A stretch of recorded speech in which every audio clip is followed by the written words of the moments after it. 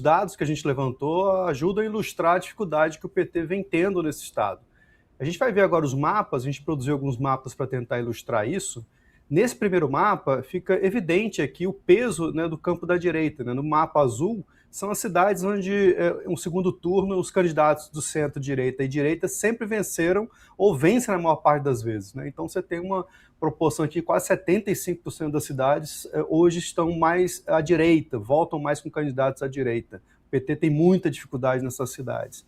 Quando você olha o mapa da esquerda, que é o mapa vermelho, o PT tem uma participação muito pequena em municípios muito pequenos. Então, qual é a alternativa? Né? Como é que o PT poderia equilibrar esse jogo? E é aí que entra o X da questão. O PT hoje é fundamentalmente dependente das 18 cidades pêndulos, ou seja, cidades que migraram ou votaram em diferentes candidatos ao longo, desde 2002 até 2022, que é o segundo mapa agora que a gente pode olhar, que a gente também produziu, o mapa das cidades, exatamente. Essas são as cidades pêndulos, Marcelo, as cidades em que, eventualmente, os eleitores votam à direita, eventualmente votam à esquerda.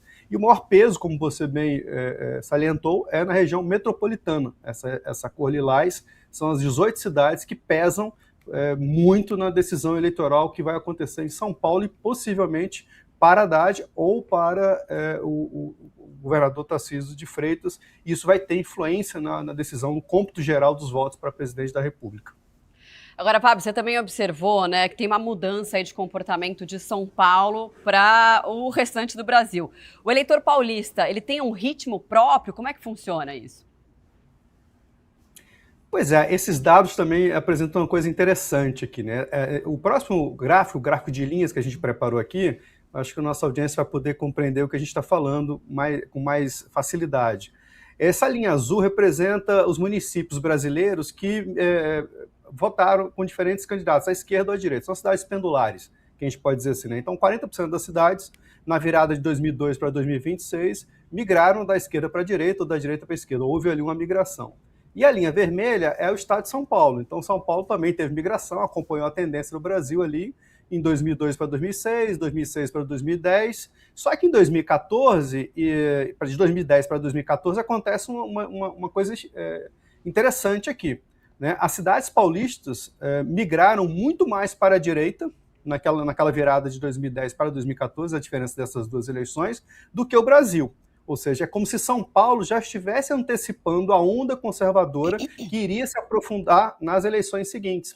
E foi isso que aconteceu. Na eleição de 14 e 18, quando a gente compara, as cidades que pêndulos em São Paulo ficaram em 9%. Poucas cidades fizeram essa mudança porque já tinha esgotado, já tinha ido muita cidade para o campo da direita.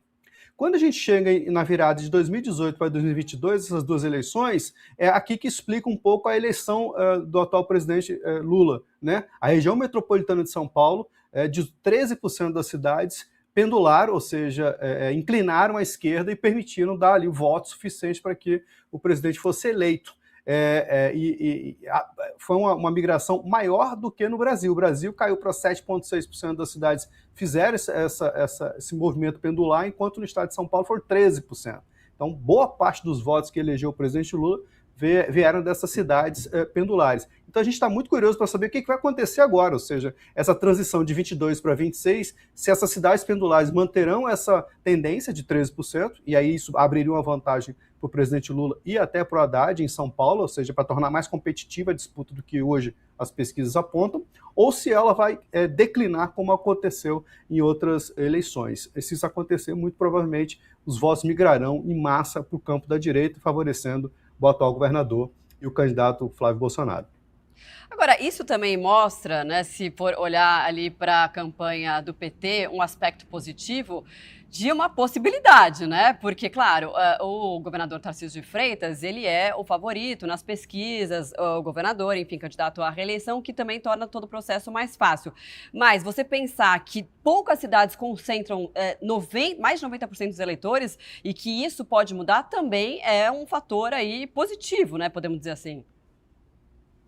Exato. O que a gente tem que combinar aqui são duas leituras. As pesquisas de opinião apontam hoje um amplo favoritismo do Tarcísio de Freitas, né, o que em tese estaria, de alguma maneira, prevendo que essas cidades pendulares migrariam para o campo da direita, isso se confirmaria nas urnas. Ou, se a gente olha a série histórica, a gente pode dizer também que essas são cidades sensíveis ou cidades em que os eleitores, eventualmente, também podem voltar para a esquerda, como aconteceu em 22, né? Você tem uma mudança muito significativa de 18 para 22, onde essas cidades que tinham migrado para a direita voltaram para a esquerda, e permitiu e deu a vitória ao presidente Lula, deu uma margem de votos ali para ele compensar a força que a campo da direita tem na região sudeste. Então, há sim a possibilidade, o campo está aberto, essas cidades são cidades que estão em disputa, né, e, portanto, o desafio para a campanha do Haddad, do próprio Lula, será incentivar ou participar fortemente da campanha nessa região, que tem um peso eleitoral e tem uma característica pendular, né, o que permite a gente inferir